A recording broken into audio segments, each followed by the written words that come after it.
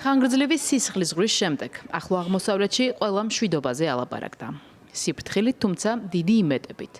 728 დღიანი ტყვეობის შემდეგ ისრაელში დაბრუნებული ბოლო 20 მძევალი ბევრმა აღიქვა როგორც ჰამასის დასასრული და ახალი ეპოქის დასაწყისი როგორც ისრაელისთვის, ისე რეგიონისთვის.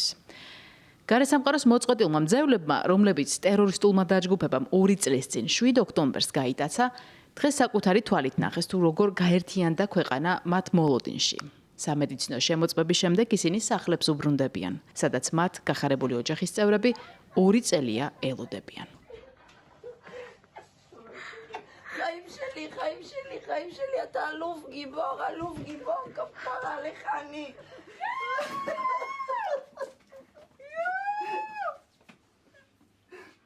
ברוך אתה אדוני אלוהינו מלך העולם שהחיינו וקיימנו והגיענו לזמן הזה.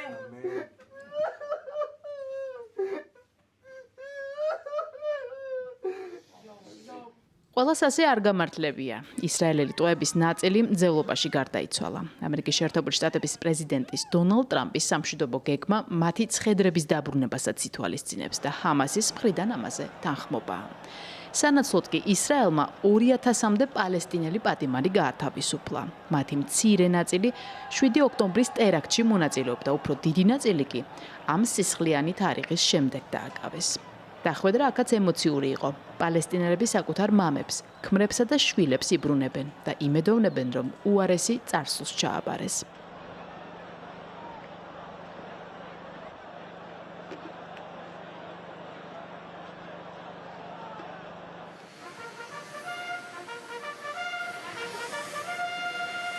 ახლო აღმოსავლეთში ამ სიხარულის მთავარი შემოქმედი ამერიკის შეერთებული შტატების პრეზიდენტია. დონალდ ტრამპს მოგრძალება არც ამჯერად გამოუჩენია, როდესაც საკუთარი დიპლომატიური წარმატების აღსანიშნად პირდაპირ ისრაელში ჩაფრინდა. იქ მას განსაკუთრებულად დახვდნენ როგორც მოსახლეობა, ისე ქვეყნის ხელისუფლება. ისრაელელებს კარგად ესმით, რომ ამერიკის შეერთებულ შტატებს ბევრს უნდა უმადლოდნენ. ასეც იყო, მადლობები მრავლად ისმოდა, ისევე როგორც აპლოდისმენტები. ისრაელის ქნესეთში მისულ ტრამპს სიტყვას ძირითადად ტაშით აწყვეტინებდნენ. თუ არ ჩავთვლით იმ ერთადერთ შემთხვევას, როდესაც ერთ-ერთი დეპუტატი სხდომათა დარბაზიდან ლოზუნგის გამო გააძევეს. ის პალესტინის აღიარებას ითხოვდა. მშვიდობის ყოფილის როლი ამერიკის შეერთებული შტატების პრეზიდენტმა სიამოვნებით მოირგო და საკითხს ხანგრძლივი სიტყვაც მიუძღვნა. In peace for all eternity.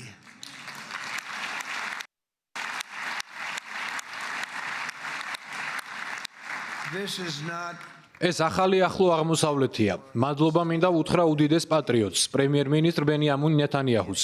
ის არაა მარტივი კაცი, ამიტომაც არის დიდი ადამიანი. მადლობა მინდა გადაუხადო ყველას. ეს უდიდესი ტრიუმფია ისრაელისთვის და მთელი მსოფლიოსთვის. ეს იყო მშვიდობისთვის პარტნიორობის მაგალითი. თაობები ამიერიდან დაიმახსოვრებენ მომხდარს როგორც მომენტს, როდესაც ყველაფრის შეცვლა დაიწყო უკეთესობისკენ. ეს იქნება ისრაელის ოქროს ხანა და ახლო აღმოსავლეთის ოქროს ხანა. მადლობა ამ შეუფასებელი დახმარებისთვის, რაც მოხდა შეუძლებელი იყო. ბევრი ამბობდა, რომ დროს ფუჭად ვხარჯავდით, მაგრამ ჩვენ ნიჭიერ ხალხთან ერთად მუშაობდით, რაც მთავარია მათთან ერთად, ვისაც ახლო აღმოსავლეთი ძალიან უყვარდა. ასეთია სტივენ უიტკოფიც. მას მანამდე ეს საქმე არ უკეთებია, ის მეავარჩია, არა მხოლოდ იმიტომ, რომ უბრალოდ კარგი ბიზნესმენია. ასეც ბევრს ვიცნობ. ის ძალიან კარგი მომლაპარაკებელია და ასევე ის უბრალოდ ყველას ძალიან უყვარს. ასეთია ჯარედ კუშნერიც. ის ძალიან ბევრ ამაში დააგვეხმარა. კაცის სახელად მარკო რუბიო, რომელიც აქაა. ის ამერიკის შეერთებული შტატების ისტორიაში ყველაზე დიდი სახელმწიფო მდივანი იქნება და მე ამის მჯერა. ტყვეები დაბრუნდნენ. რა სასიამოვნო ყოფილა ამის თქმა.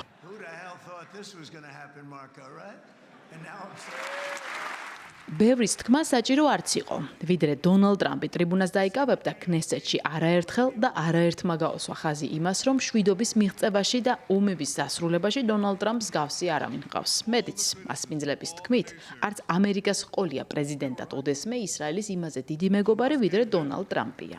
მადლობას უხდიდნენ როგორც მას, ისე მის გუნდს, სტივენ უიტკოფს, ჯარედ კუშნერს, პიტ ჰექსეტსა თუ მარკო რუბიოს. მას შემდეგ რაც იერუსალიმი ისრაელის დედაქალაქად გამოაცხადეთ და საელჩო აქ გადმოიტანეთ. ეს აქ თქვენი პირველი ვიზიტია და მადლობას გიხდით ამისათვის. არსებობს ბევრი სხვა მიზეზი მადლობისათვის. მადლობა ისრაელის სუვერენიტეტის აღიარებისთვის, გოლანის მთებზე. მადლობა გაეროში ისრაელის წინააღმდეგ ტყუილების მხილებაში. მადლობა თქვენს სამშვიდობო გეგმაში ჩვენი მიწის ებრაელი ხალხის მიწად აღიარებისთვის. მადლობა ჩვენი სამხედრო ოპერაციების მხარდაჭერისთვის. ეს მხოლოდ ნაწილია, მაგრამ საკმარისია იმის დასადასტურებლად, რომ დონალდ ტრამპი ისრაელის ყველაზე დიდი მეგობარია, რომელიც თეთრ სახლში ოდესმე მჯდარა. ამაზე მეტი არც ერთ ამერიკელ პრეზიდენტს არ გაუკეთებია ისრაელისთვის. ახლოსაც კი არ მისულა ვინმე. ჩვენ გვახსოვს 7 ოქტომბერი, სისხლში ჩაღრმავილი ადამიანები. გვახსოვს ახალგაზრდა ისრაელელები მუსიკის ფესტივალიდან, რომ გაიტაცეს. ამ მონსტრებმა ბავშვები ტყვე დაიყვანეს და ამის მიუხედავად ისრაელმა გააკეთა ის, რაც უნდა გაეკეთებინა. ჩვენ დავიცავით ჩვენი ხალხი და დავამარცხეთ მტრები. ამ გამარჯვებების ფასი კი იყო უმძიმესი. ბატონო ტრამპ, თქვენ კოლოსალური წვლილი გაქვთ ჩვენი ქვეყნის ისტორიაში. ჩვენ ვართ ერი, რომელსაც მუდამ ახსოვხართ. ბრძოლა რაშიც ვიმყოფებით, საერთო ბრძოლაა. ვიტყოდი, რომ სოფლიოს სჭირდება მეტი ტრამპი. თქვენ მშვიდობის პრეზიდენტი ხართ. არ არსებობს პლანეტაზე ადამიანი, რომელმაც მშვიდობისთვის იმაზე მეტი გააკეთა, ვიდრე თქვენ. თქვენი ხასიათის სიმტკიცით მშვიდობა მოიტანეთ 8 რეგიონში. 9 თვეზე ნაკლებ დროში კი ყველაზე გარდამტეხ პრეზიდენტად იქცეთ მსოფლიოს ისტორიაში.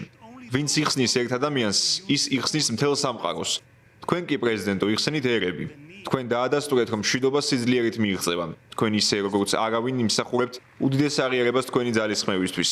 მე მაიკ ჯონსონთან და მთელი მსოფლიოს პარლამენტის სპიკერებთან ერთად ნობელის კომიტეტს თქვენი კანდიდატურით მივმართავთ.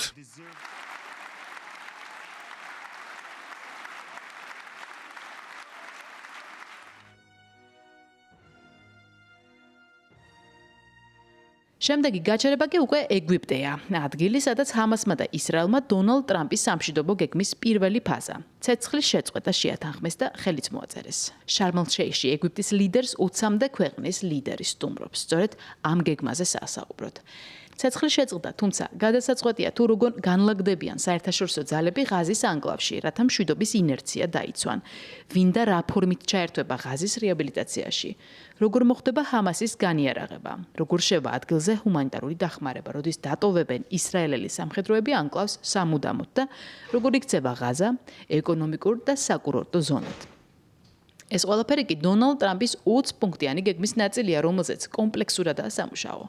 რაც მთავარია, უნდა გადაწყდეს თუ როგორ იქნება გამორიცხული პალესტინის სახელმწიფოს მმართველობაში ჰამასის ჩართულობა. ამ მხრივ საგულისხმო იყო ის, რომ ისტორიულ სამედზე პალესტინის პრეზიდენტიც მიიწვიეს. მაჰმუდ აბასი შეხვდა არა მხოლოდ არაბული სამყაროს წარმომადგენლებს, რომლებიც პალესტინის აღიარების მომხრენი არიან, არამედ იმ დასავლელ ლიდერებსაც, რომლებმაც პალესტინის აღიარებისთვის გაეროს ტრიბუნებზე ნიშნულოვანი ნაბიჯები უკვე გადადგეს. პირველ რიგში მსურს გავიზიარო იმ ოჯახების სიხარული, რომლებიც დღეს თავიანთ შვილებთან კვლავ გაერთიანდებიან. დღეს უპირველეს ყოვლისა მძევლების გათავისუფლების დღეა. მძევლები უკვე დაბრუნდნენ და იმედია უკან დაბრუნდება იმ 28 დაღუპული მძევლის ცხედარიც, რომლებსაც ოჯახები დიდი ხანია ელიან. ძლიერი სიგნალია, რომ სამიც პალესტინის პრეზიდენტი მაჰმუდ აბასი დაესწრება. ეს ინსტიტუტის ლეგიტიმურობის ერთგვარი აღიარებაა. ეს ჩემთვის აჩვენებს სურვილს, რომ ღაზის მართვაში პალესტინის მთავრობა ჩაებას. ეს ასევე ხაზს უსვამს, რომ ხანგრძლივი მშვიდობა შესაძლებელია მხოლოდ პალესტინელებისთვის კანონზომიერი ადგილის მინიჭებით. რაც შეეხება ადგილზე ძალების განთავსებას, მჯერა რომ ამ რეგიონალური აქტორების ჩართვის მომხრეთა ირგვლივ კონსენსუსი მზარდია, მაგალითად როგორიცაა ინდონეზია, ან და სხვა ქვეყნები. მათ საკუთარი სურვილი უკვე გამოთქვეს. ეგვიპტეში სამშვიდობო სამიტს წარუძღვება ამერიკის შეერთებული შტატების პრეზიდენტი დონალდ ტრამპი, რომელიც ქვეყანაში უკვე ჩაფრინდა. სამიტზე იმსჯელებენ იმაზე, თუ როგორ უნდა იყოს რეგიონის მომავალი ახლა, როდესაც ცეცხლი შეწყდა, ტყვეები გათავისუფლდნენ და შეიქმნა მომენტი, რომელმაც შესაძლოა ახლო აღმოსავლეთის სისხლიანი წარსული კეთილდღეობით სავსე მომავლად აქციოს. თუმცა აქამდე შორი გზაა გასავლელი. მხარეებს შორის ნდობის აღდგენისა და შერიგების პროცესი ყველაზე რთული სამუშაოა.